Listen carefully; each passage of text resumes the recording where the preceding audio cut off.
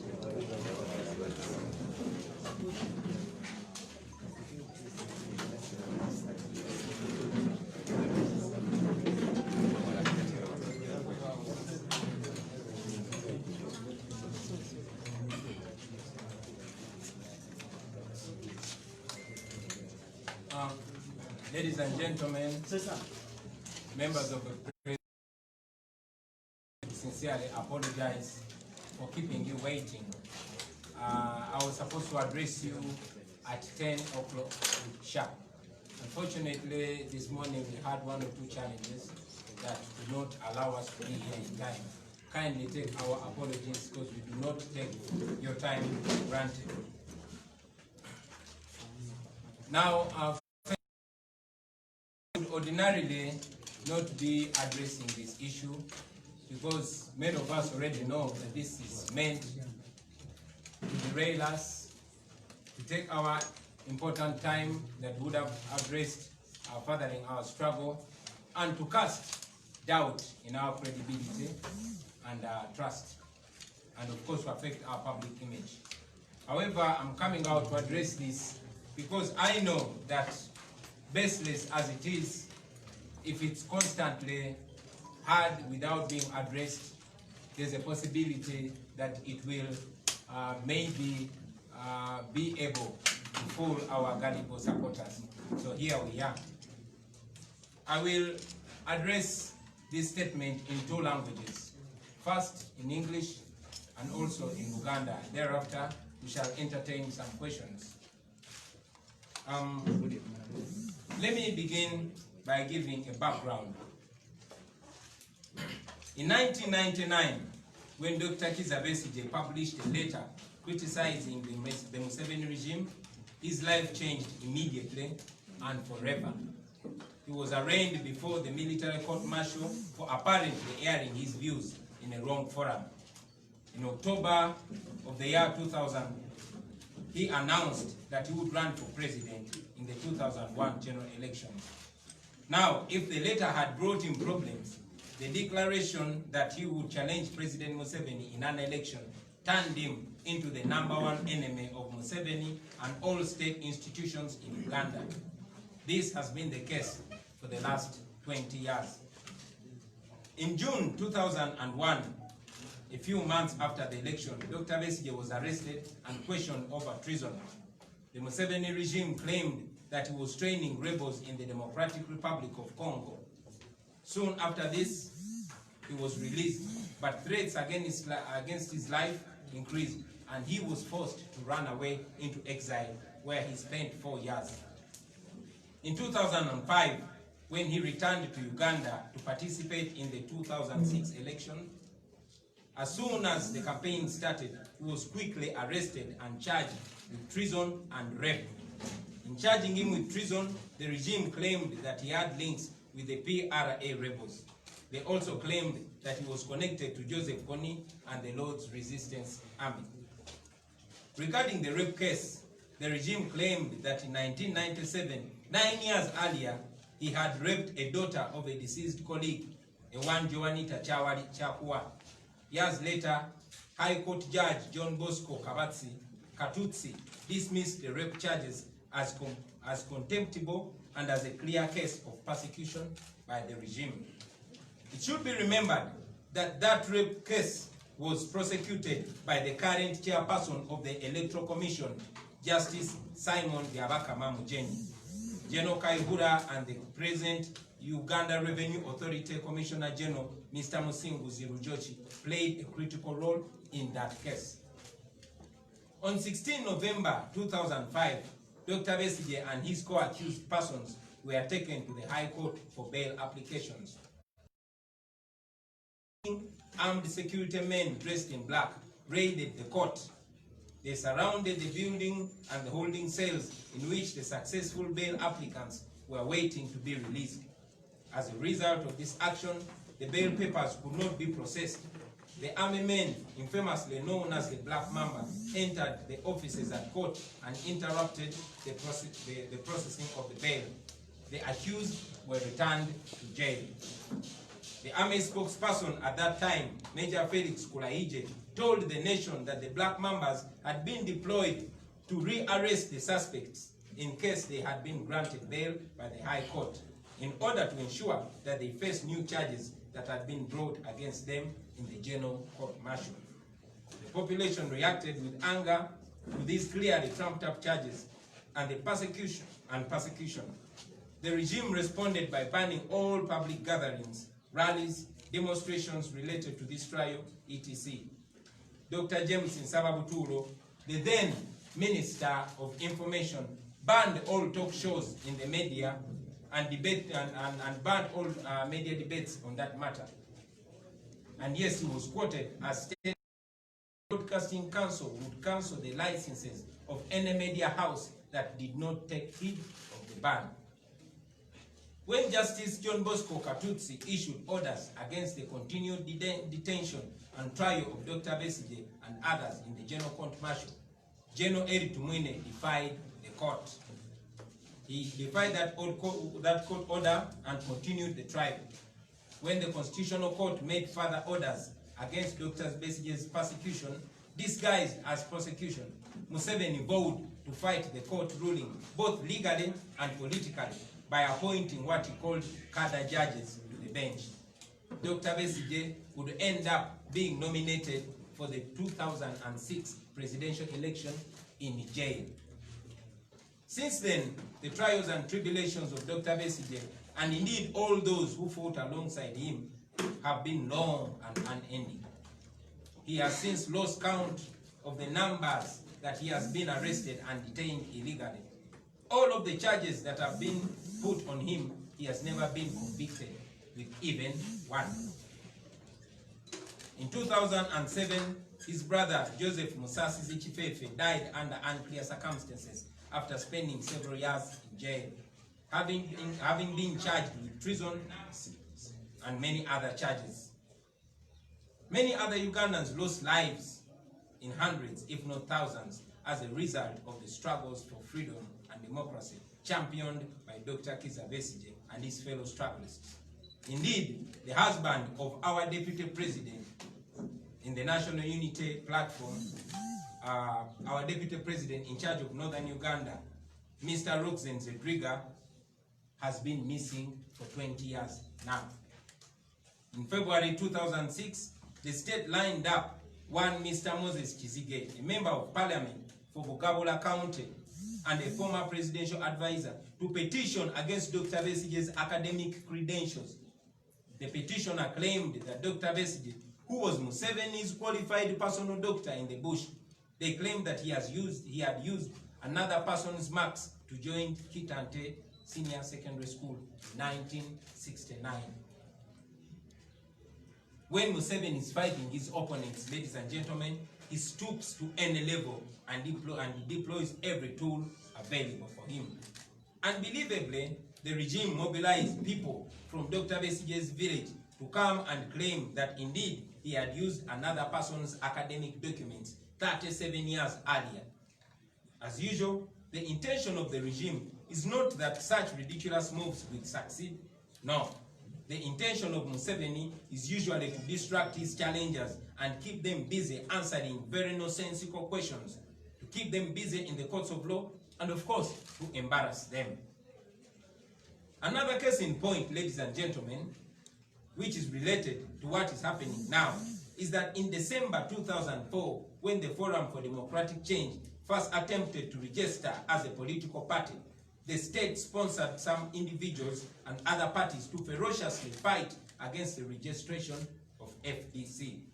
Various petitioners claimed that FDC was a rebel group, and they went ahead to challenge its slogan, its name, its symbols as being linked to rebel groups. Years later, a case would be filed in court seeking orders to block FDC from nominating candidates. Fellow Ugandans, I have labored to give this history, first and foremost, for the benefit of some of our brothers and sisters who were too young to follow these events.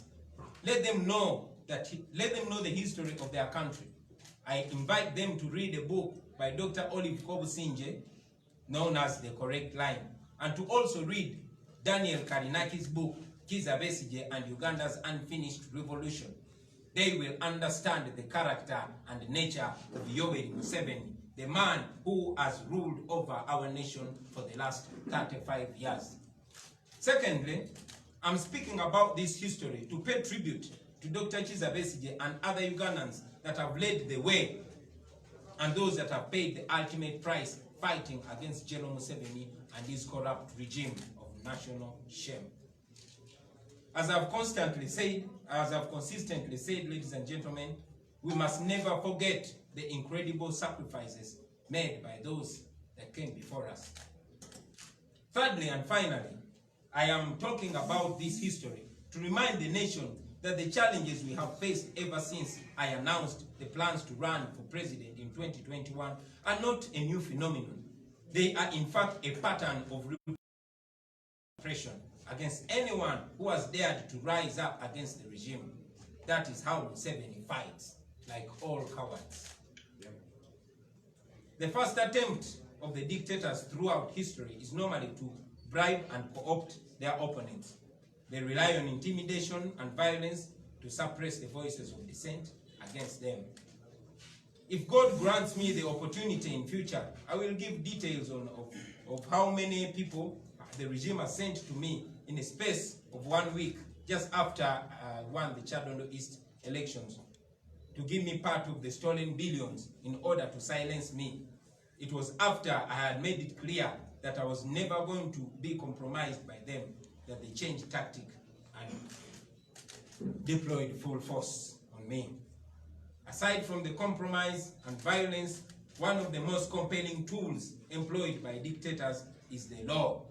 Right from the apartheid regime in South Africa, to the Mugabe rule, to Gaddafi, to Omar el-Bashir, to Hosni Mubarak and others, dictators always use the law as an instrument against the opposition. Ever since we started the People Power movement, ladies and gentlemen, the regime has deployed the law in its full force to fight us. In Arua, apart from charging me with possession of machine guns before the military court, guns which later disappeared in thin air, I was charged with treason, annoying the president, and many other ridiculous charges. They even claimed that we had broken a bulletproof car screen with a stone. Later on, I was charged with protesting against the social media tax. I am out on police bond in respect to more than 20 other different incidents. Sometime last year, Uganda Revenue Authority issued me an embarrassingly high tax demand in respect to transactions that I apparently made years back. You will all recall last year, I, together with other leaders of the People Power movement, were sued to the Constitutional Court for operating the People Power movement. The cases against me personally have been numerous. The regime has deployed people to file cases claiming this very land where we stand, where our office is in Kamocha. Another case claiming Magere, where my house is, and other cases claiming Busabala, One Love Beach, etc. Well, everybody knows that I've owned these properties for more than 10 years, and no one has ever come up to complain. And until I decided to take on President Museveni, this is when all this starts. But any sane person can understand the motivation. Recently, when we officially launched the National Unity Platform political party, some imposters came up claiming that we took over the leadership of the party illegally. As ridiculous as that sounds, the same people who appeared before the press with forged membership cards went on to file a case without the cards they were brandishing before the press. This time, they claimed that the party previously never issued membership cards. Well, since the matter is before the court, I will not go into its details because that will be sub judice. But you can imagine the lack of shame, ladies and gentlemen. We have concrete evidence of which state operatives have been facilitating these people at the expense of the taxpayer. What gives me hope, however, is that these desperate attempts have failed in the past, and yes, they will fail now. Dictators use tricks to divert opponents, to embarrass them, and detract them. Every day you spend in court, the regime uses that time to steal more money and to entrench itself in power further. Having said all this, ladies and gentlemen, let me now use this opportunity to address something which has for the past days been a subject of public debate, and I've highlighted above. Whenever the regime has wanted to deter its opponents, some Ugandans have availed themselves to be used as tools. For Dr. Besigye, it was the Chakwas, the Chiziges, the Gilbert Adinetwes, the Abakamas, etc. For me, you see them already, and the list is still growing. When I first ran in Chadondo East, you all remember how the regime and its sympathizers did everything to attack my morality. Well, too bad for them, it did not stick, but they have never given up. Now they are seemingly challenging my credentials and desperately trying to cast doubt and portray me as dishonest. To be clear, ladies and gentlemen, in a functioning democracy, leaders should be put on spot and called to question. No leader should be above scrutiny, and in fact, our struggle is meant to promote a culture of accountability by leaders at all levels. But from the pattern I've explained above, this is no quest for accountability. This is witch hunt. What Museveni has mastered is the art of deploying tools to help him in the witch hunt of his opponents. I've lived most of my life in the camera, in the public eye. There's nothing I've not spoken about publicly, including the question of my age and my academics.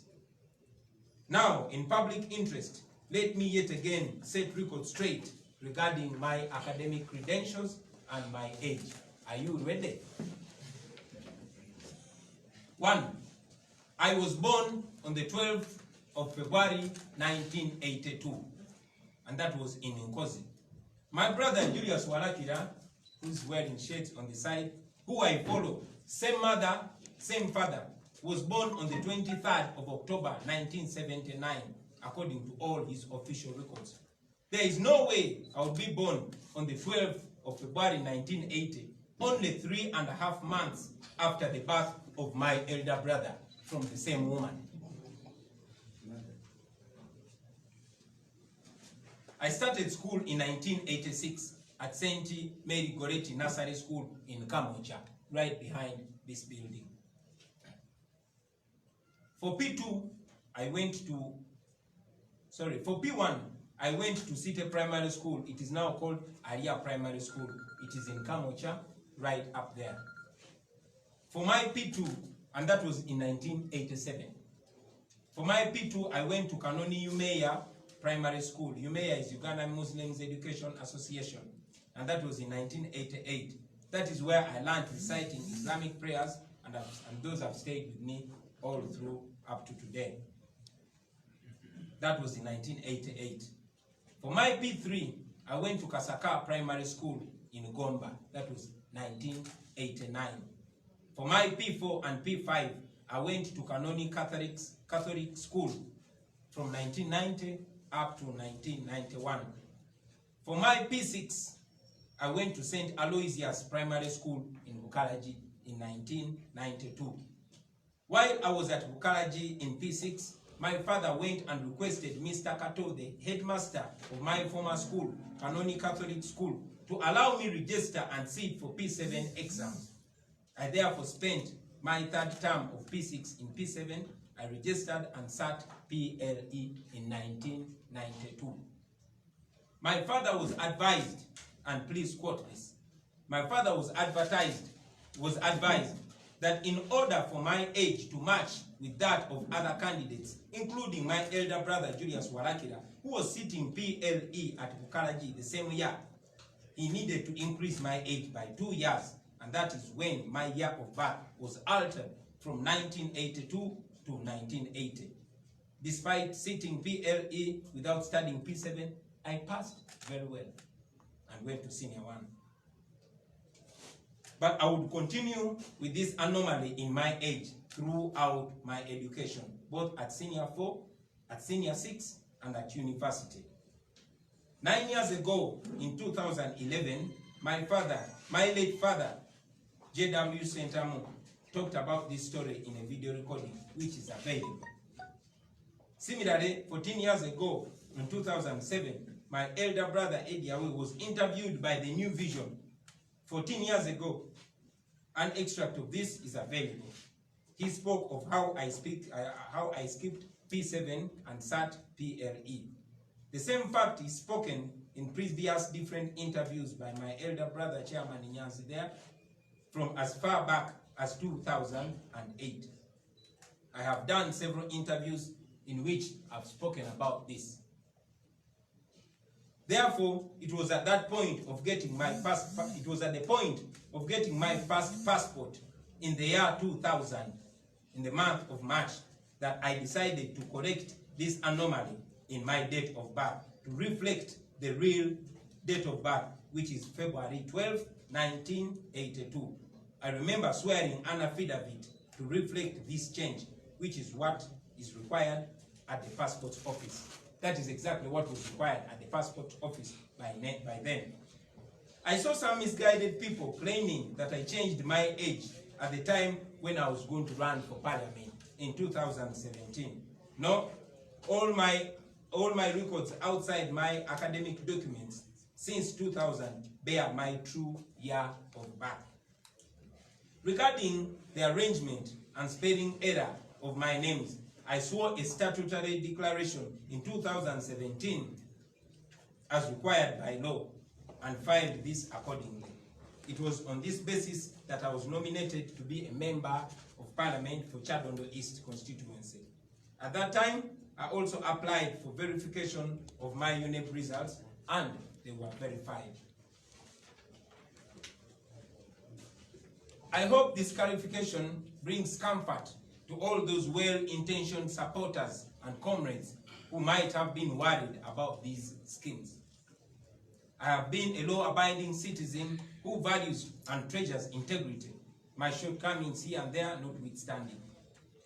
If my legal team deems it fit to undertake any other steps to clarify these issues in light of the most recent jurisprudence, they will do so, and I will inform you friends accordingly. For now, we stand confidently right before the law and any other moral code. The detractors, the haters, as we always say, are going to die in their own movie. Back to my education. Sinamara. So when I proceeded to secondary school, I went to St. Maria Goretti Secondary School in Katende for my senior 1 first term. That was 1993. For senior 1 second term up to senior 3, I was at Brain Trust Academy in Rubaga. That was 1993 to 1995. For my senior 4, I went to Chitante Hill School, and that is where I did my senior 4, the Uganda Certificate of Education, in 1996. For senior 5, first term, I went to Alliance Advanced School there in Kamocha Market. And that was, yeah, for senior 5, second term, I went to Lubiri Secondary School. That was 1997. And unfortunately, that is the time where I lost my mother and I could no longer proceed with Lubiri Secondary School in boarding. So I had to leave. For senior 5, third term, I went to Kololo Senior Secondary School, right there. Still in 1997, I stayed there until I completed my senior 6 in November and December of 1998. I was then admitted to Makerere University for a bachelor's degree in social sciences. I studied for the whole year, majoring in anthropology, political science, and economics. But later, I dropped out of the course because I lacked tuition. I applied for a diploma in music, dance, and drama, still at Makerere University, because I was aiming at getting a government scholarship. I did not have the money. I had started, besides that, I had started picking interest in music and drama. In the year 2000, I was admitted on government sponsorship, on a government scholarship to study music, dance, and drama in Makerere University, and I graduated in 2003. The good thing is that for all my school life, for each of these schools I have mentioned, I studied with well-known people, celebrities, and outstanding people in society. And it is my hope and prayer that those people that I went to school with will come out and confirm the words that I'm saying. As it is well known, ladies and gentlemen, in August of 2016, I decided to go back to school. This time, I wanted to pursue legal studies. I joined the International University of East Africa in Kansanga for my law degree. A few months later, when Cavendish University opened the law school here in Kamocha, I transferred from IUEA because Kamocha was much nearer to my workplace, Firebase, which used to be here. I also did a short course in leadership for 21st century at Harvard. I'm currently enrolled at the Southern New Hampshire University for further studies. I've had to put both my studies at Cavendish and SNHU on a hold on account of my busy schedule and the ongoing persecution.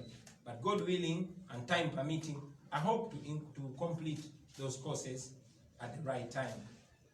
By this time, I'm sure that the question on everybody's mind is why I was always moving from one school to another.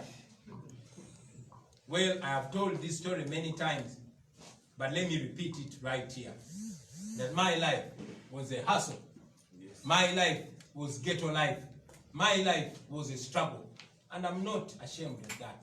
That is what made me the man I am today. My father had more than 30 biological children and many other dependents. And this put a lot of pressure on his finances.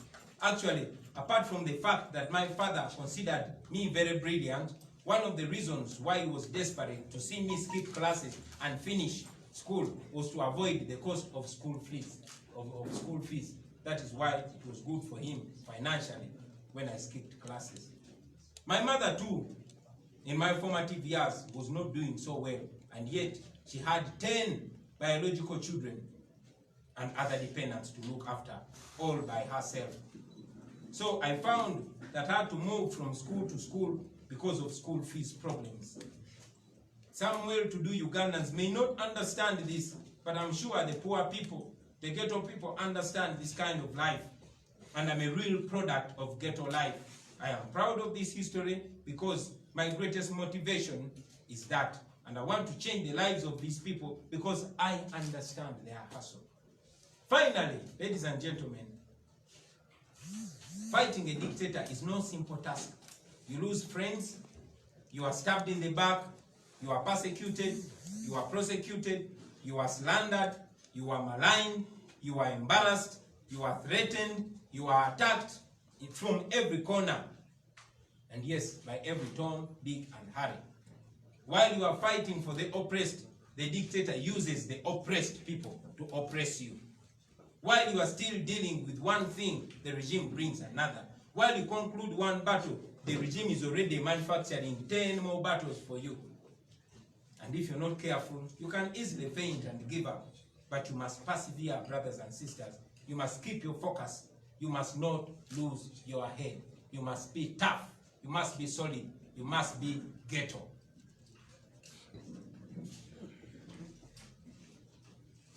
You must know that out there are millions of people that look up to you, that you must keep confident. These are the lessons that I've learned from Dr. Kizza Besigye, from Nelson Mandela, from Malcolm X, from Martin Luther King. And yes, I hope the ghetto people out there are learning lessons from my experience while I'm still alive. Dictators, ladies and gentlemen, have no shame. Their tools too have no shame. My wife and I have been left in so much wonder, seeing some of the people who are very close to us, people who we helped so much, and yes, those who helped us, turning around to do unbelievable things against us. We sometimes watch in utter shock some of the people who were previously closest to us saying unbelievable things about us. We have come to learn the kind of person we took on, and yes, we've come to learn the kind of responsibility and duty we took on. But I encourage you, comrades, brace yourselves for even more heartbreaks. That is the cost of fighting for freedom. But you know we shall win, because we have no option but to win. Now, regarding the Electoral Commission, the Uganda National Examination Board, and other state institutions, I'm aware that several lawyers and public individuals have written asking for information regarding the academic papers of President Museveni, his wife, and several other NRM ministers. You have already taken much longer to respond to their request than the time you took to release my academic papers. I am challenging you to release them with the same urgency, since you claim to be acting independently and within the law. Ugandans want to be sure if indeed President Museveni has the qualifications that he claims to have, that he was born when he claims to have been born. And yes, they want to be sure if he's really a Ugandan. This is a debate that has taken so many years and it needs to be concluded. I thank you, ladies and gentlemen. No luzungu, na no lukomensao. Now,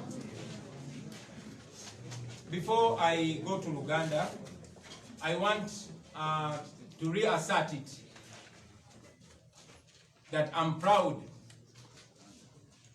to be able to answer the questions why I went to different schools for different terms or different years. And maybe I'll use this opportunity to send out a message to all the people out there, especially the poor, the struggling young men and women who are living in the conditions that I've lived in. Don't be ashamed of yourself. It is okay. It is okay to hustle. Many of you cannot afford school fees. I was driving past Kololo SS, my former school, in exam time, and I saw young boys and girls, the same life that I used to live, exam time, but they are locked outside the gate because they did not pay school fees. It's not that they don't want to school, they wouldn't have gone to stop the gate man.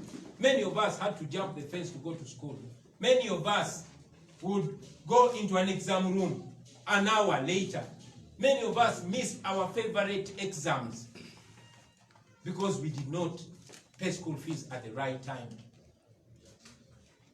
So when I see people laughing at the circumstances under which I personally failed to do some exams or failed to pass other exams, you cannot understand it. It is only who feels it that knows it. This is a message to you, ghetto youth. Don't give up, man. Don't give up. You're facing that, but it's preparing you for the future. It is preparing you for a time like this one. If I didn't go through that, I would not be as hard as I am today. So take heart. You are doing the right thing. Don't give up. Just make sure you study. Make sure you get that qualification under whatever circumstances. You are going to need it. I've said it before and I say it again, that the world is not looking for a man who can explain why he did not do something. The world is looking for a man that did something, no matter how you did it. So, if you see anybody doubting you, anybody trying to beat you down, point at me as an example. Katika ngende mu Uganda. Ndogere?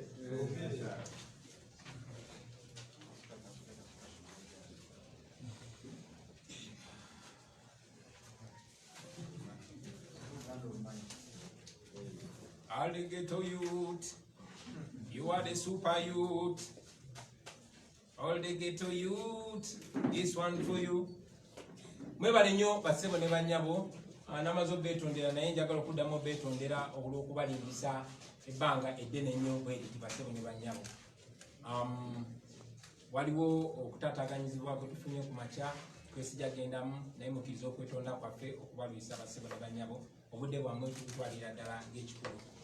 Era mu mbeera y'emu munzikirize mbategeeze nti oba oli awo sandivuddeyo kwogera ku nsonga eno kuba ffenna tumanyi nti bino ebiboozi babireese kutaataganya revolution yaffe nakugezaako kutusala sipiidi naye kubanga era mmanyi nti waliyo bannaffe eyo abayinza okubanga emitima gyabwe gimenyise obanga beeraliikiridde olw'ebyo ebiyitiŋŋana ebikwatagana ku kusoma kwange n'emyaka gyange. Ensonga lwaki nsazeewo zije ensonga naye ntambulire mu butebenkevu.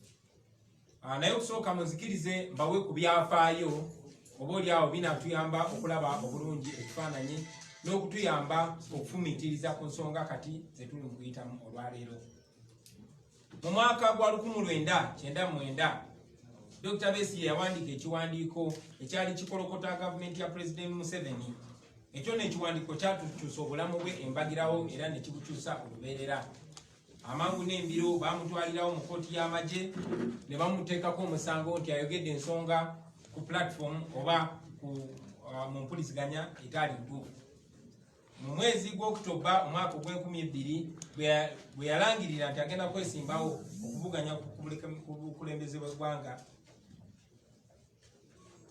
twali tulowooza nti oba oliawo ekiwandiiko kyafulumya kyamuleetera ebizibu, naye ate kino kyamuleetera nnyo ebizibu kubanga okuva ku olwo yafuukira ddala omulabe wa Pulezidenti Museveni bya gavumenti byonna ebisinga obungi. Mu mwaka gwa 2021 nga wakayita emyezi mitono nnyo ng'okulonda kuwedde, Dr. Besigye era ne bamusaako omusango ogw'okulya mu nsi olukwe. Gavumenti yagamba nti yali akolagana n'abayeekera ab'e DRC oba Democratic Republic of Congo. Olwali okuteebwa okwewerera n'okutiisibwatiisibwa okwali kuteekeddwa ku bulamu bwe kwali kungi, yalina okudduka mu ggwanga n'agenda mu buwaŋŋanguse egyo yamala emyaka 4. Mu mwaka gwa 2025 bwe yakomawo mu Uganda okwesimbawo mu 2026, kampeyini zaali zakatandika ne bamukwatirawo ne bamusaako omusango ogw'okulya mu nsi olukwe ne bamusaako n'omusango ogw'okukwata omukazi. Bwe baali bamusaako omusango ogw'okulyamu olukwe bagamba nti yali akolagana n'abayeekera ba PRA era ne bagamba nti yali akolagana n'abayeekera ba KONI. Ku nsonga z'okukwata omukazi, gavumenti yagamba nti mu mwaka gwa 1997 emyaka 9 egyali gyayise bagamba nti Dr. Besigye yali akutte muwala w'omu ku mikwano gye gwe bayitanga Joanita Kyakuwa. Wayitawo emyaka mingi, ekkooti enkulu erekulemberwa omulamuzi John Bosco Katutsi yagoba omusango guno era neeraga nti byonna bye baali bamutaddeko byali byabukuusa, byali byakugezaako kumukolokota na kumulima mpindi ku mabega. Kinajjukirwa nti mu musango ogwo gwe bateeka ku Dr. Besigye ogw'okukwata omukazi eyali amwozesa kati yakulira akakiiko k'ebyokulonda omulamuzi Justice Simon Byabakama Mujeni. Jeno Kayihura yali nnyo musango ogwo, n'olwaleero Commissioner General akulira ekitongole ekisolooza emisolo Mwami Musinguzi Rujoti nabo bazanya paati y'amaanyi mu muzannyo ogwo gwe baali basibye ku Dr. Besigye. Nga 16 omwezi gw'Okumi omwaka 2025 Dr. Besigye ne banne bwe baali basibiddwako emisango egyo baatwalibwa mu kkooti enkulu okweyimirirwa. Omusango gwali gukyagenda mu maaso, abasirikale bamukwata mundu abaali tebali mu uniform naye nga bambadde ebyambalo ebiddugavu balumbagana kkooti ne bagyetooloola era ne bawamba n'ebwe obusenge obwali bukwatibwamu abasibe abaali balindiridde okweyimirirwa. Era oluvannyuma lwa byonna okweyimirirwa kwalemesebwa kubanga abasirikale bayingira mu ofiisi zonna ne bazikyankalanya abo baali bayita ba Black Mamba era abasibe bamaliriza nga baziddwayo mu kkomera. Omwogezi w'amagye mu kiseera ekyo Major Felix Kulayije yagamba eggwanga yaba Black Mamba baali bateekeddwa ku kkooti basobole okukwata abo abasibe singa baba bateereddwa basobole okugulwako emisango emirala mu kkooti ey'amagye.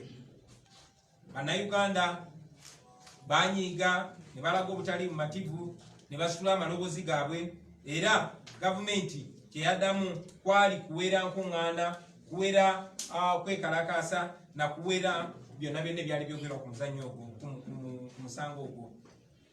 Mwami James Nsababutuulo nga yali minisita w'ebyempuliziganya mu biseera ebyo yawera okwogera ku rediyo ku musango ogwo era n'alabula nti rediyo oba TV oba empuliziganya yonna eneesangibwa ng'eyogera ku nsonga eyo yali egenda kugibwako layisinsi yaayo. Omulamuzi John Bosco Katutsi bwe yawa okulagira kwa kkooti ng'alagira balekeraawo okugulako emisango oba okukozesa Dr. Besigye mu kkooti y'amagye, General Eric Mwine yaziimula ekiragiro kya kkooti ekyo. Ekkooti etaputa ssemateeka bwe yayongera nayo n'esala omusango ogwo n'eragira Dr. Besigye balekeraawo okumuwozesa mu kkooti ez'amagye. President Museveni yavaayo n'aweera nga bwagenda okulwanyisa okusala kwa kkooti okwo ng'akozesa amateeka ng'akozesa n'ebyobufuzi era yagamba nti agenda kulonda abalamuzi abakolagana ne NRM bwe babeera ku ntebe y'abalamuzi mu kiseera ekyo. Era nga bwe mwalaba Dr. Besigye bamaliriza nga bamunominatinze okwesimbawo ku bwa pulezidenti mu mwaka gwa 2006 naye nga bamunominatinze ali mu kkomera. Okuva ku olwo bassebo ne bannyabo okubonaabona kwa Dr. Besigye ne banne bwe baali balwanirira eddembe tekwakoma, kwagenda mu maaso paka olunaku lwa leero. Olunaku lwa leero emisango mingi nnyo egimusimbiddwa egimuteekeddwako tasobola kujjukira mirundi gyakwatibwa. Misango mingi egimuteekeddwako naye tewali n'ogumu gwali gumusinze. Mu mwaka gwa 2007 muganda we gwe bayita Musaasizi Kifeefe yafa oluvannyuma lw'okutulugunyizibwa ennyo mu kkomera okumala ebbanga eddene. Bangi ku baganda baffe abalwaniridde eddembe babonyeebonye nnyo, batulugunyiziddwa n'abalala bafudde. Era naffe wano tujjukira mwami w'omu ku mumyuka wa President wa National Unity Platform, omwami Roxanne Zedriga, bawa deputy waffe Lina Zedriga naye yabuzibwawo era kati emyaka 20 taddangamu kulabika. Mu mwezi ogwokubiri mu mwaka 2006 gavumenti yaleeta omwami gwe bayita Kizige Moses. Ono yali mubaka wa parliament wa Bugabula County era nga yali mu w'amagezi wa president. Oyo bamuleeta n'ateeka omusango ku Dr. Besigye n'agamba nti Dr. Besigye ono nga yali omusawo wa President Museveni mu nsiko, naye baleeta omuntu n'agamba nti ebipapula kwe yayingirira essomero lya Kitante Secondary School mu mwaka gwa 1969 byali bifu. Ekyo nno kikulage nti Museveni bw'aba asazeewo okulwanyisa omuntu yeeyambula buli kitiibwa kyonna n'obuntu bulamu bwonna abweyambula basibuliranyamo. Kyewuunyisa nti nno gavumenti yagenda ne mu kyalo kya Dr. Besigye n'enfunayo abannakyalo ne bajja bawe obujulizi bagambe nti ddala Dr. Besigye yali teyasoma era ebipapula byali yakozesa emyaka 37 egyali giyise nti byali bifu. Naye nga bulijjo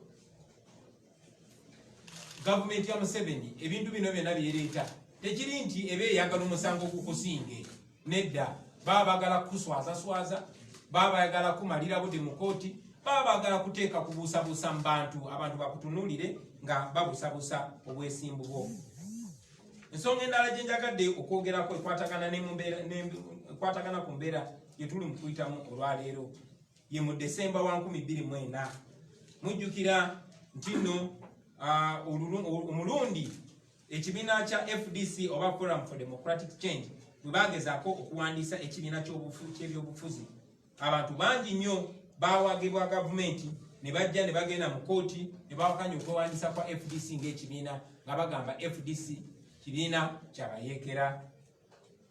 Baleeta ensonga nga basimbye ku kabonero ka FDC ku mibala gyayo ne ku bintu ebirala ebyali mu FDC. Era oluvannyuma lwa byonna mujjukira nti omusango gwateekebwayo nga bagezaako okulemesa FDC okunominatinga bakandidate.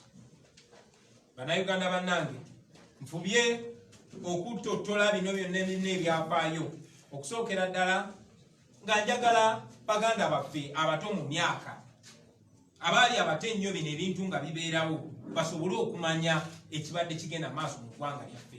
Njagala bamanye ebyafaayo by'ensi yaabwe naye era njagala bamanye nawawe tuli basebo ne bannyabo. Njagala obbasaba abasobola mugende musome akatabo ka Dr. Olive Kobusinje ke bayita The Correct Line, oba musome akatabo ka Daniel Kalinachi ke bayita Kizza Besigye and Uganda's Unfinished Revolution. Mujja kutegeera Museveni yaani bwe tuli mu kulwanagana naye. Mujja kutegeera omuyeekera eyawamba ensi yaffe oluvannyuma lw'okukulembera olutalo lwatirimbula bamaama baffe ne bataata baffe. Olunaku lwaleero nga tufugira ku mudumu gwa mundu mujja kumutegeera bulungi. Kiba kirungi nnyo ne tutegeera omuntu gwe tudiringa naye, kijja tuyamba nnyo naffe okumanya stepu ze tulina okuteekenga. Ekyokubiri, njogera ku bino ebintu okussa ekitiibwa mwabo abatusookawo nga Dr. Besigye ne banne abaakulembera mu lutabaalo luno naffe ne batuwalo okumanya nti Museveni alwanyisibwa. Ate Museveni naffe tulina okukakasa abanaddako nti si kulwanyisibwa bulwanyisibwa, naye Museveni awangulibwa.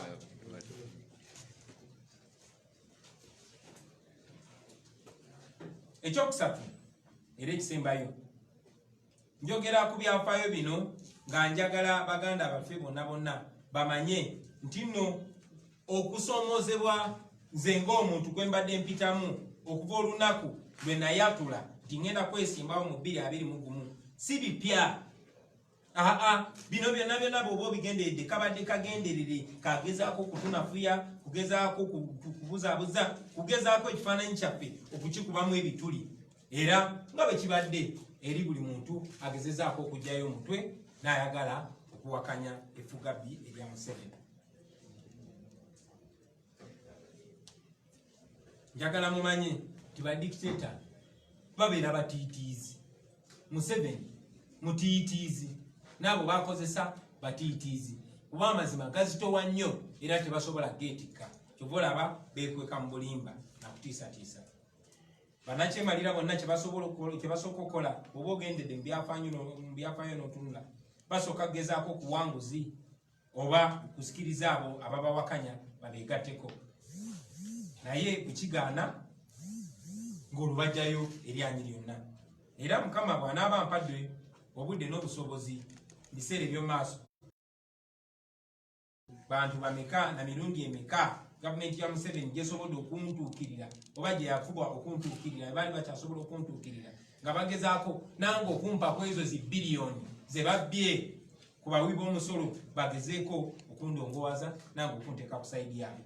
Naye bamala kulaba nti tekisoboka, bamala kulaba nti nze sigulirirwa, awo ne basalawo bajjeyo eryanyi lyonna lyonna, ne basalawo banaabe ensonyi zonna zonna.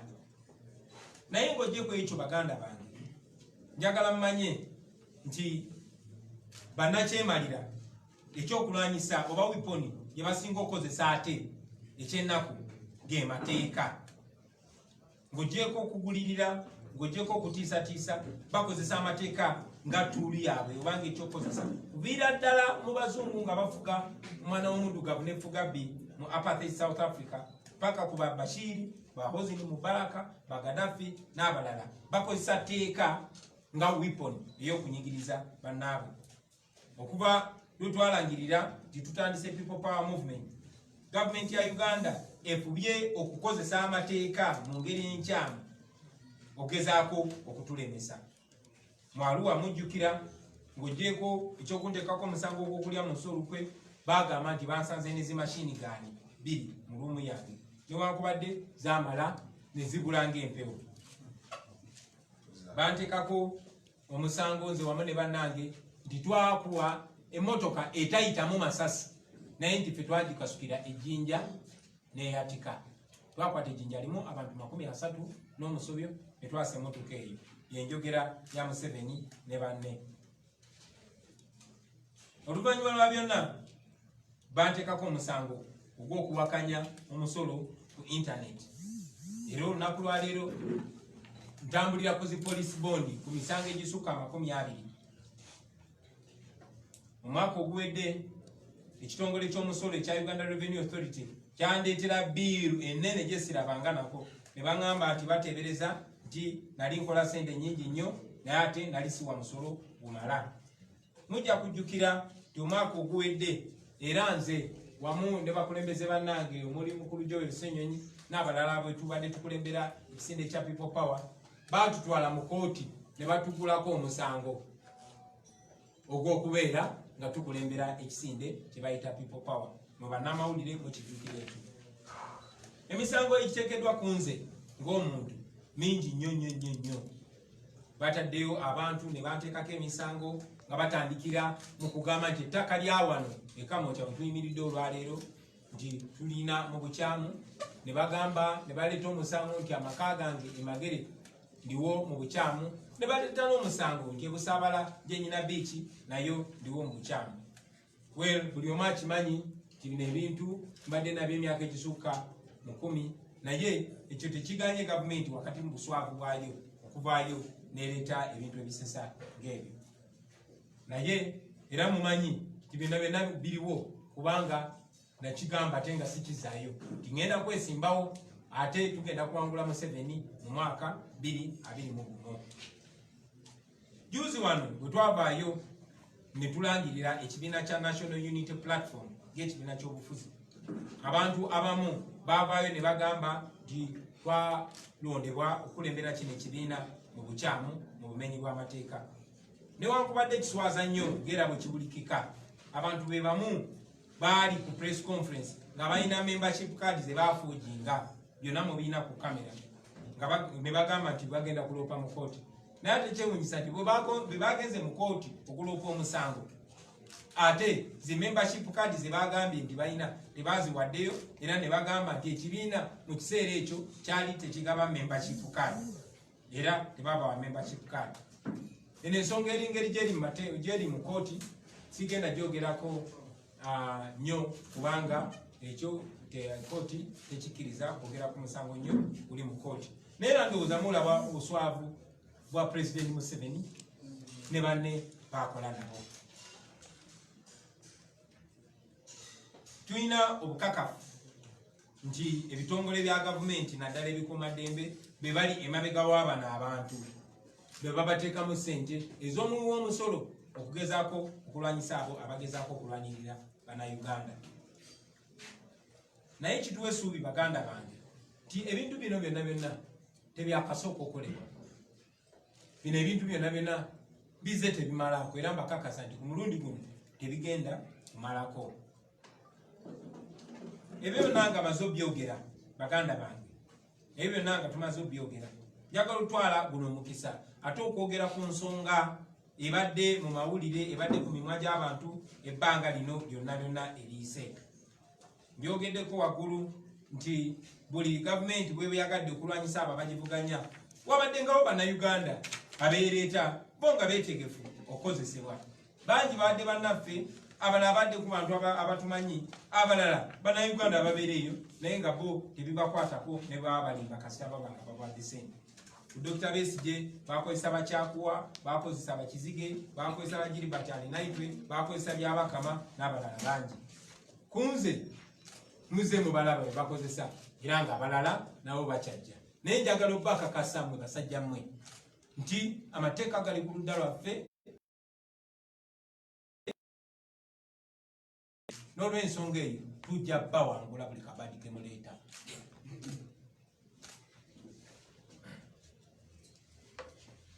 Bwe nasooka okwesimbawo mu Kyaddondo mujjukira bangi nnyo bagezaako okutulwanyisa nga batukubamu ebituli, naye kyabakola bubi nti tebamalako. Kati olunaku lwaleero bazze nga bawakanya buyigirize bwange nga bawakanya n'ebirala ebyo.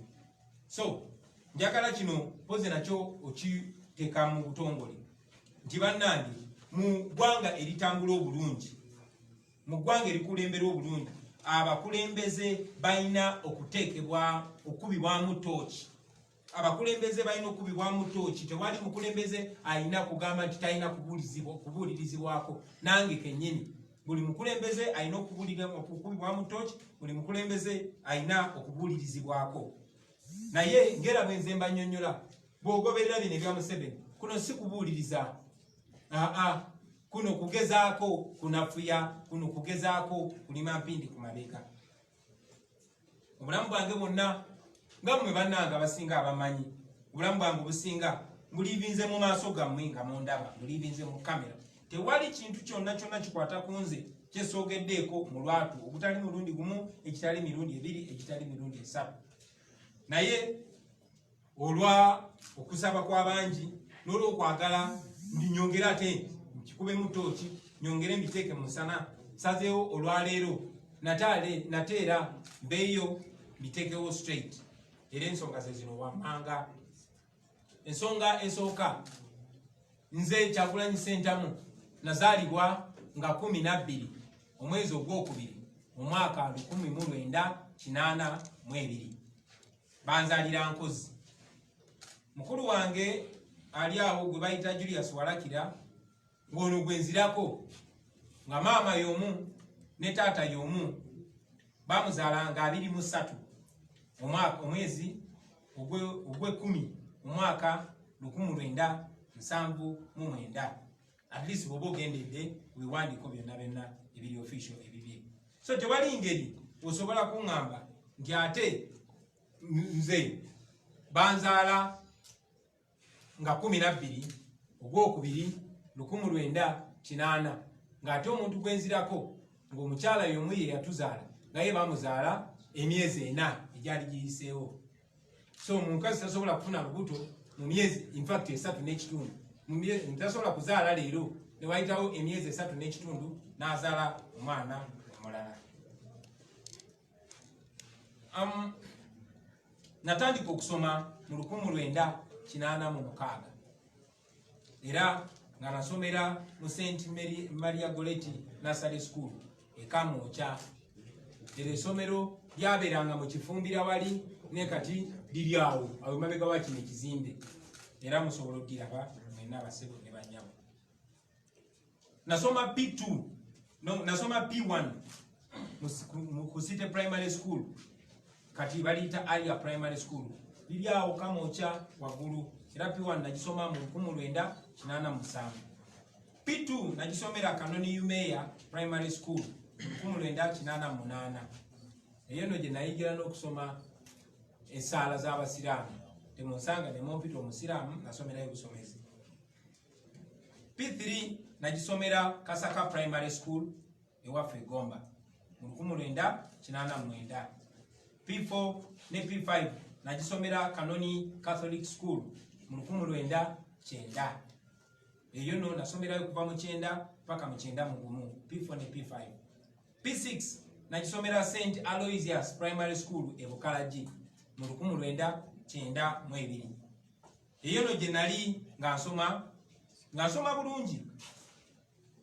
Kitange n'asaba headmaster waffe ebiseera ebyo bamuyitanga Mr. Kato.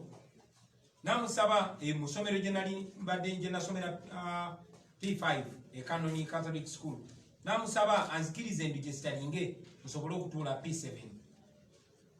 N'olw'ensonga eyo P6 nagisomako taamu 2, taamu yasembayo nagimala nasoma P7 era nentula ebigezo mu mwaka gwe gumu ogwo ogwa 1992. Nempita nengenda mu senior 1. Taata wange yabwebwa amagezi nga ali mu kujjuza foomu zange ez'okutuula P7. Yabwebwa amagezi ng'emyaka gyange bagyongereko emyaka 2 gisobole okukwatagana n'emyaka gy'abakandideeti abo abali batuula P7 mu kiseera ekyo, nga mwe muli ne mukulu wange gwenzirako Julius Walakira. Era eyo ensonga lwaki bwe nali registaringa mu P7 baateekawo 1980. Ekyo nno ensobi gye nalina okutambula nayo empapula zange information esobole okufaanagana, nalina okutambula n'ekyo paka ku senior 4, nalina okutambula n'ekyo paka ku senior 6, nalina okutambula n'ekyo paka ku university. Newankubadde natuula P7 nga ne P6, mwana watu nasoma bulungi era nempita nengenda mu senior 1. Naye ngera bwe mbanyonyodde tinalina okontinuinga, nalina okugenda maaso n'eyo mistake yali ekoleddwa ku mpapula zange paka emyaka paka mu mwaka ogw'2000. So kino njagadde kibajukize nti taata wange omugenzi kati JW Centamu emyaka 9 egiyise mu mwaka gwa 2010 alina interview gye yakola era nga video recording eyo gyeri nga nnyonnyola engeri bino byonna gye byali bikoleddwa. Oyo yali kitange omugenzi JW Centamu. Iyo video eri available era tujja gibawaako.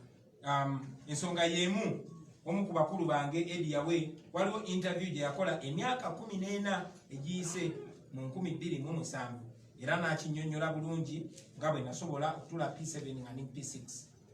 Era n'omu ku bakulu bange Nyanzi mu 2008 waliwo interview gye nalabye era nga naye yali akyogerako. N'olw'ensonga eyo eno ensonga si mpya, eno ensonga tezze lunaku lwa leero.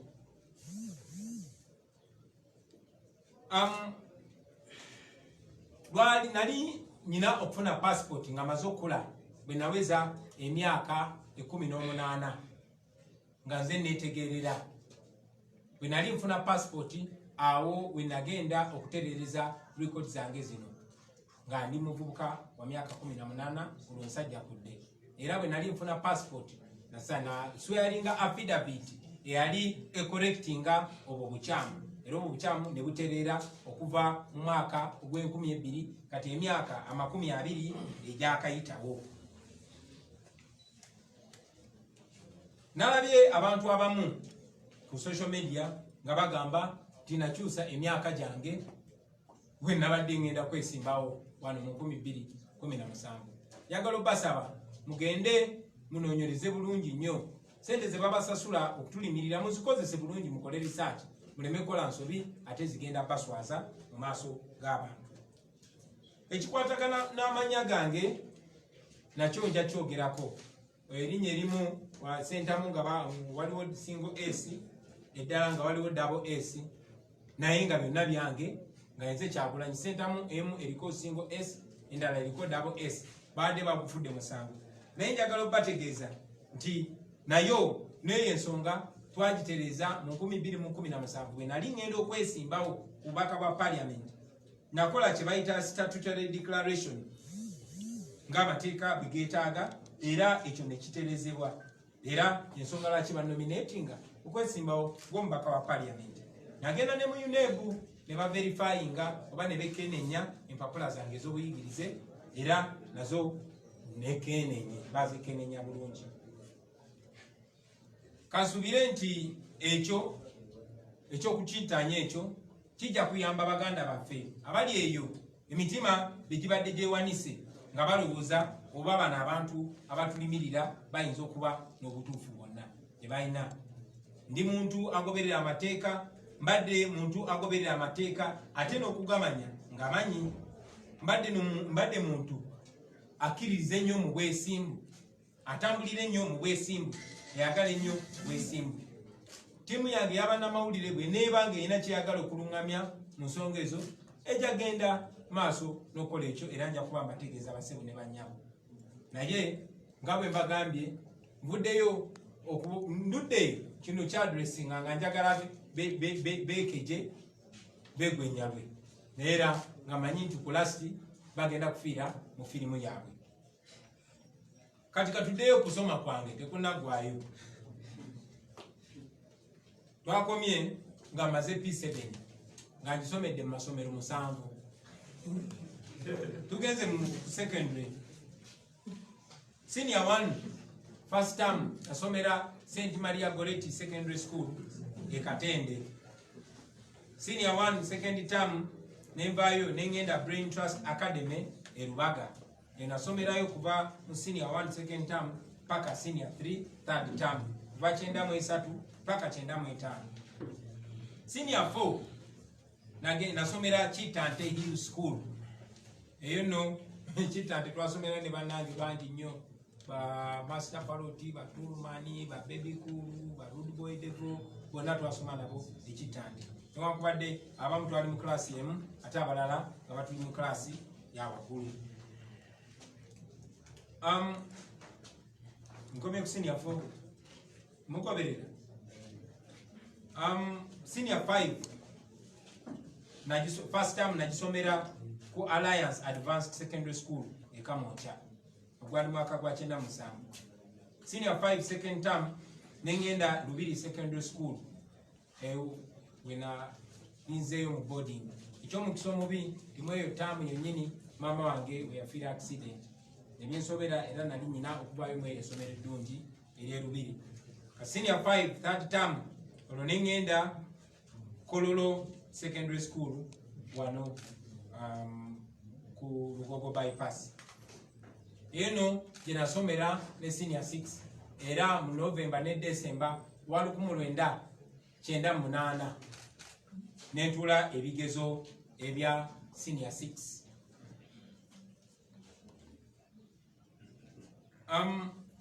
Bwe navaawo naweebwa ekifo e Makerere University era ngaawo nali mpeereddwa ekifo okugenda okusoma degree Bachelor of Arts in Social Sciences mu 1999.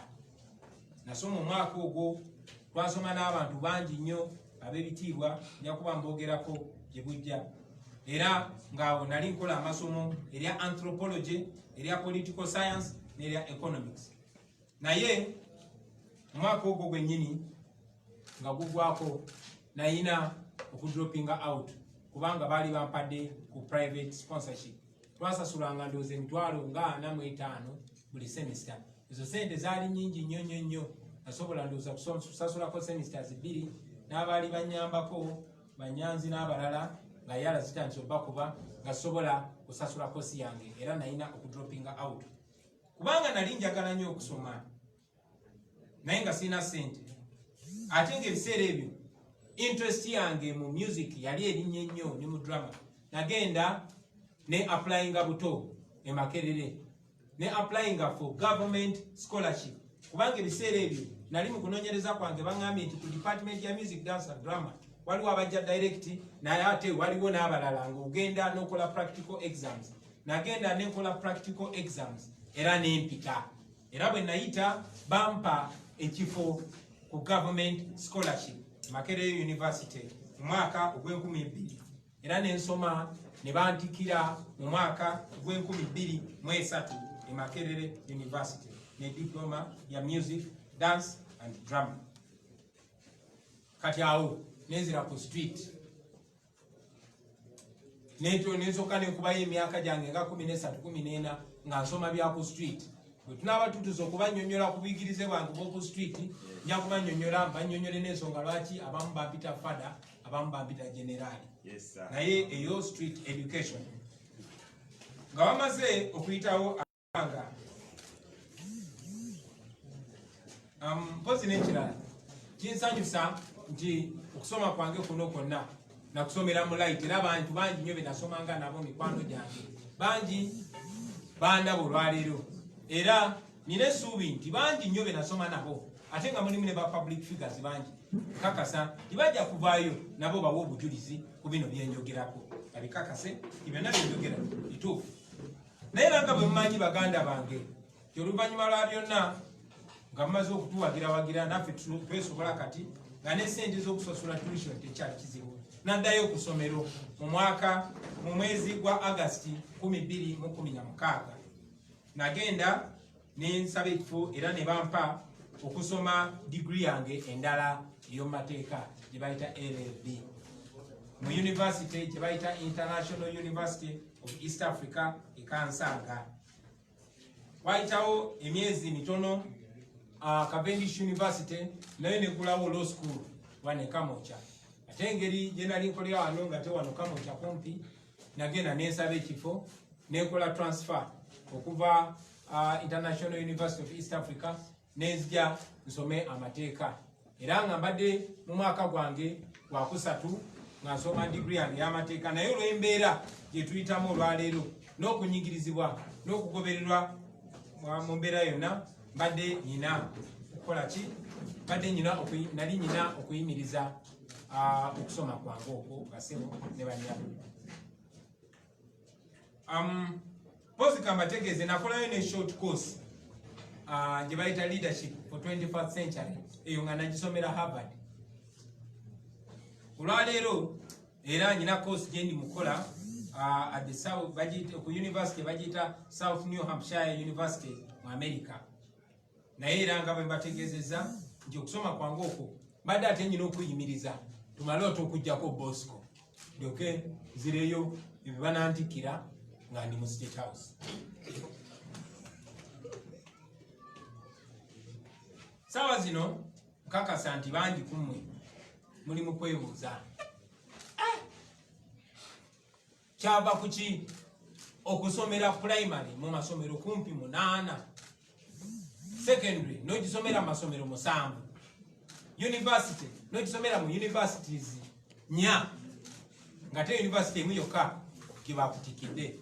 Kyajja kitya ekyo nakyo njakyogerako bwe nti bannange nti obulamu bwange mbubadde bwa kupambana, obulamu bwange okufaananako n'obulamu bw'abantu abalala kubadde bwa mitobo era nze okusoma kwali kusobola okugaana kubanga mikwano gyange benakola nabo bangi nnyo okusoma kwagaana si kuba tebaali bagezi mu ssomero si kuba baali tebaagala kusoma naye olw'embeera gye baali balina okuyitamu okugeza nze taata wange yalina abaana abasukka 30 nga talina n'abaana abalala abalabirira kugamba ngu famire abaana be tusukka 40 so ng'okunyigirizibwa ku nsawo ye kungi maama wange yennyini yalina abaana be yazaala mu lubuto lwe abaana 10 naye ate nga alina n'abalala abaana batazaala naye nga baana be baganda baffe nga ffenna balina otubeezaawo so ebintu bya school fees ffe byalinga bizibu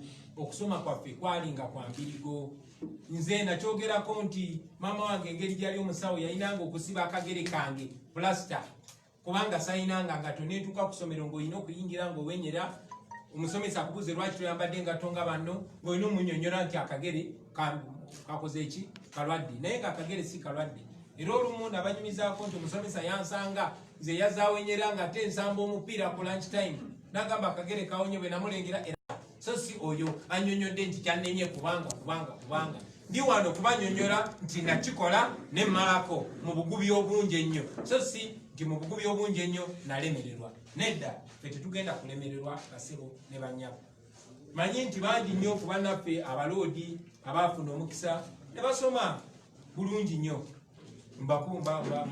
mbayozayoza katonda yabaagala naye oba oli awo abo tebasobola kumanya kyenjogerako naye nga Buju Banton bwe yagamba he who feels it knows it so eyo embeera gye tuyisemu baganda bange mpita nnyo awo ekololo SS nensanga abaana babaavu nga bali ku geeti kyokka bannaabwe eri munda bali mukola bigezo naye nga bano bo bali ku geeti balemeseddwa okuyingira munda batambudde oba oli awo atambudde kuva mpererwe najja ku ssomero kubanga ayagala okusoma naye ng'embeera temukkiriza mu mbeera eyo bangi nnyo bayingira mu bigezo nga n'obudde bwaweddeyo dda nze omu kwabo abaana abaabeeranga ebweru ne beegayirira oba oli awo n'oyita kitaawo oba mukuluwo nannyonnyola baasa oba nannyonnyola omusomesa bakukkirize osobole okukola ebigezo so n'okunyonnyola n'okusanga nti oba oli awo ebigezo ebimu tetwabikola nga bwe twali tulina bikola oba oli awo singa embeera yali esingako obulungi singa twasoma bulungi eyo no yemu ku nsonga lwaki nfiirawo okulaba nti tewali mwana wa geto abeera mugezi naye ate n'alemesebwa mu mbeera eyo yensonga lwaki nfiirawo ndabe nga tubitereeza kubanga be nayitamu si buli omuntu asobola okuyitamu n'atuuka olwaleero ng'alina ebisaanyizo ebyo embeera ebeera ng'eriwo okulwanagana naawe omwana wa geto so mwe abali mu byalo mwe abali mu busomero obunyomebwanyomebwa temwenyuma bakyali bange bulijjo mbagamba nti batukasuka kulalira naye twadda na birimba batuzaala ng'ensobi naye twafuuka ensunga kati bwe ndaba avudde mu geto mulaba ng'ekimuli ekimeze mu nkokoto one yakola ng'eyo mu bwino yazimbe zaako ebyeko ebigambo oba owulira biwakanya eyo mulage ku Kyagulanyi yenze ebyo bintu bya ddala owulidde nekirala baganda bange nga maliriza njagala nnyo nnyo mujjukire nti olutalo lwe tulimu si lwangu obanga owakanya oba olwanyisa dictator agenda kukola buli kimu era suubira nti buli kimu ojja kifeesinga muganda wange guno si mulimu mwangu tujja kufiirwa emikwano oba gwe awakanya dictator ojja kufiirwa emikwano ojja kuliibwamu enkwe ojja kunyigirizibwa ojja kusibibwa makomera ojja kwogererwa amafuukule ojja kuswazibwa ojja kutiisibwa ojja kulumbibwa mu buli koona bajja kukozesa abantu bw'oba obadde omanyi nti bakwagala nnyo bakulumbagane naye lemerako muganda wange ogwo gwe muwendo gwe tulina okusasula nga tulwanirira eddembe ogwe muwendo ogusasuddwa kuba abamu basasudde na bulamu bwabwe mpozi njagala mujjukire mwenna abali eyo nti abantu bangi miliyoni na miliyoni abayise mu bulamu ng'obwaffe abantu abayise mu bulamu ng'obwange bali ebitundu ebisukka mu 8 ku buli 100 abo mulaba bavuga boda ne degrees abo mulaba aba maid abo mulaba ku washing bay si busiru si butayagala kusoma si butasobola no naye embeera ebateekeddwako naddala baba bakulembera embeera ebatadde mu mbeera gye balimu kati era kyekitulwanyisa emisana n'ekiro tulabe nga abaana baffe tebayita mu mbeera gye tuyiseemu kubanga tetuli sure nti baana aba mu mbeera eyo banasobola okumalako ngaffe ababazadde twamalako. Ekimpa essanyu nti nze endiga zino lesoni ziyigidde ku bantu nga ba Dr. Besigye nga ba Mandela nga ba Malcolm X nga ba Martin Luther King era kansubire nti abaana abageto abali eyo nange banandabirako era ne bantwala ng'ekyokuyiga naddala nga nkyali mulamu. Njagala okumaliriza baganda bange nga buno obubaka bujagenda eri akakiiko k'ebyokulonda akakiiko k'ebyenjigiriza k'ebyebigezo Uganda National Examinations Board n'ebitongole bya gavumenti byonna byonna. Manyi bulungi nnyo nti waliyo balooya n'abannayuganda ababawandikidde nga baagala okumanya ku bikwata ku kusoma kwa President Museveni, ebikwata ku kusoma n'obuyigirize obwa mukyala we Janet Museveni n'abamu ku bakungu aba NRM ne ba minisita. Mubadde bangu nnyo okuwaayo ebiwandiiko byange byonna era njagala obbasomooza bwe mubanga ddala mugamba nti temulina kyekubira, bwe mubanga mugamba mugoberera amateeka, njagala obbasomooza okuvaayo muweeyo ebiwandiiko ebyo ebikakasa nti President Museveni ayina obuyigirize obwetaagisa. Njagala obbasomooza muveeyo mulage nti President Museveni obuyigirize bwayogerako ddala bw'ayina. Njagala obbasomooza muveeyo muleete ebiwandiiko ebikakasa nti ddala emyaka President Museveni gy'agamba gy'alina. Era njagala obbasomooza okuvaayo okakasa nti ddala President Museveni munnayuganda nga bw'agamba. Ebyo nga bazo byogerako, ebirala nja kulindirira ebibuuzo byammwe basebo ne banyana. Mwebale nnyo, mwebalire ddala. Mpozi ngenda basaba obaolyawo nga tetuna nga sinaddamu bibuuzo.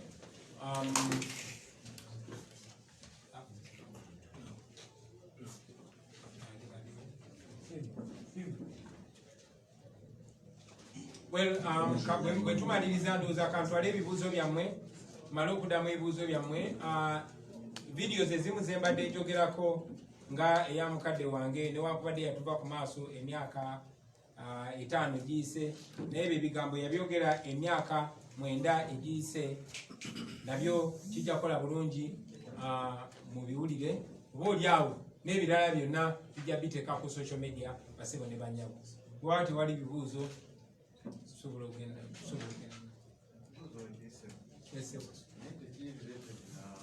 Njagala twogere ku nsonga eno kuba ensonga nkulu.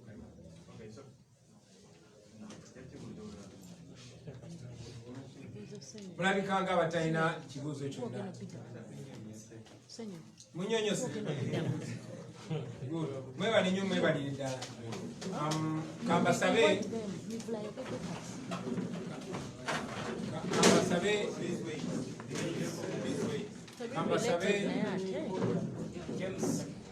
ebibuuzo tebirelated naye ate baatakize NUP. Kati kansabe waliwo video gye twabadde timu yaffe gye badde yagala okulaga abannamawulire. Simanyi oba munaatandika kamera zammwe ne zigitunuulira oba asobola ogireeta eno.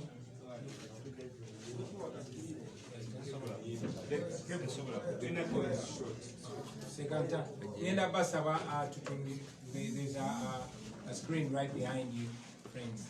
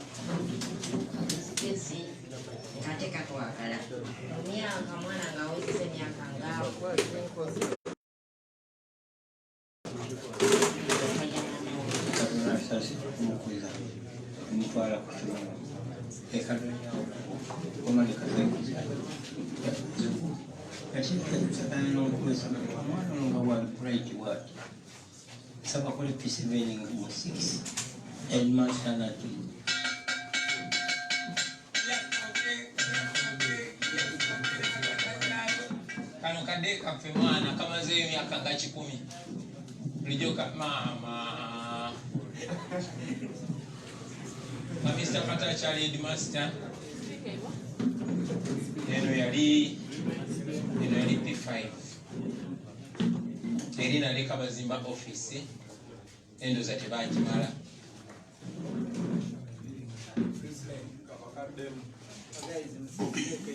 Omati yazaliwa ng'omwana nga mfuna ku maama w'omugenzi akuyita Nkuuma Sentamu.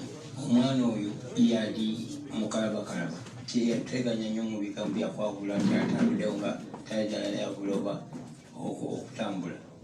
Kale omwana bwe yeemalirira ku ttaka ne mulaba nze mwennyini nga mwana oyo ajja kuba mulungi omumama wa 11 baana abalenzi era abaana ba 31. Kakati ne kakula nga mwana mulungi wa mpisa nnungi ne kakula nga kakujikuju kagezigezi ng'ate katwagala mu myaka mwana nga awezeza emyaka nga Katonda we yatwalira maama we Katonda asase tumukuza tumutwala ku ssomero ekadonyawo ku Roman Catholic Church primary school. Ati sagana n'omukulu w'essomero nti omwana ono nga bwali bright bw'ati saba kole P7 mu 6 headmaster nati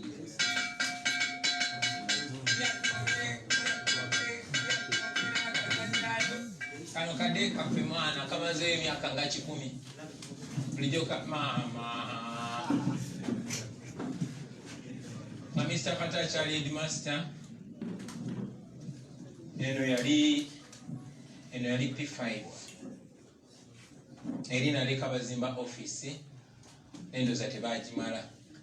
Robert bwe yagenda mu masomero ga waggulu kuladda bulungi naye ng'anyumirwa nnyo ennyimba ezibeera ku rediyo ko azikwata bukuso n'aziyimba nazimba azina n'okuzina.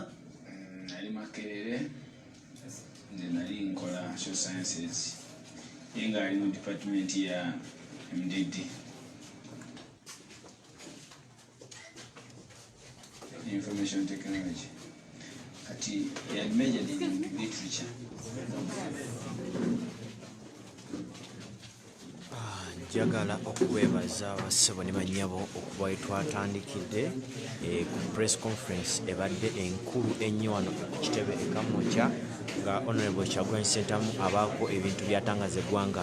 Ayogedde ku nsonga nnyingi nnyo ezikwata ku buzaale bwe, ku kusoma kwe, kumanya ge n'ebintu ebyenkizo bingi nnyo byayogeddeko. Tunse nga tulaze vidiyo ezimu ezinnyonnyola n'okukakasa ebyo byayogedde bimukwatako kusoma kwe. Ayogedde ku masomero ge yasomerako ag'enjawulo, primary level, secondary level ne university level. Kakasa bulungi nnyina gwe nabadde ku live ofunye okulambikibwa, ofunye amawulire amatuufu n'otrema okuva mu ŋŋambo ez'enjawulo nga kikulu nnyo okulambikibwa okwo kwatuwadde. Nasaba Bannayuganda babeere bakakamu bamanye nti bino byonna omuntu eyeesowoddeyo ovuganya ku bukulembeze bw'eggwanga asanga okusoomozebwa okw'enjawulo, ebijweteke, kugezaako okumuswaza n'ebintu eby'enjawulo. Bassebo ne bannyabo nga bwe mubadde ku live mwenna bwe twatandise ensonga zibadde nkulu nnyo zayogeddeko olunaku lwaleero nga zikwatagana ku buyigirize bwe, ku buzaale bwe, butya wazatambuzaamu obulamu n'okulaga Bannayuganda ddala asaanidde okulaba nga obaolyawo okugenda mu maaso. Bassebo ne bannyabo ensonga zonna muzirabye bwe twatandikidde nga Honorable Kyagulanyi Ssentamu President wa National Unity Platform alambika eggwanga agezaako okusaanyawo obulimba bwonna obuzze bwogerebwa ku myaka gye ku buyigirize bwe era byonna nakakasa eggwanga nti biri mateeka abo bonna bagezaako okukyalenjinga ebyo byayogedde bagende mu kooti oba oliawo banayongera bakakasa buli kimu nga bwe kitambudde mu ggwanga buli kimu kirabye abadde ku live busharinge mutambuze vidiyo eno omuntu abadde ku live asobole okulaba naye atabaddeeko asobole okulaba okulambikibwa n'okumanya information entuufu nga bwe yandyetaaze okugifuna njagala okwebaza mwenna basawo ne banyabo abadde ku Lujuliro TV mwebale okulikinga mwebale okusharinga muwagire Olujuliro TV muwangalireko updates zonna amawulire ag'enjawulo tujja genda mu maaso n'okubatuusaako embeera nga bwetambula bassebo ne banyabo tusinzidde kamwokya olunaku leero mbadde omulongo wa Semanda Ibula nga mbatuusaako updates zonna nga mbatuusaako yonna story nga bwetambudde buli kimu nga bwe kitambudde kakasa bungi gwena yonna badde alina ekibuuzo ofunye okulambikibwa tokyalina kubuusabuusa buli kimu okitegedde mwebale nnyo mwebale ddala Mukama Katonda batukuumire Olujuliro TV tuli ku Twitter tuli ku Instagram tuli ku YouTube ososanko programu zaffe ez'enjawulo n'osobola okutugobera Mukama Katonda batukuumire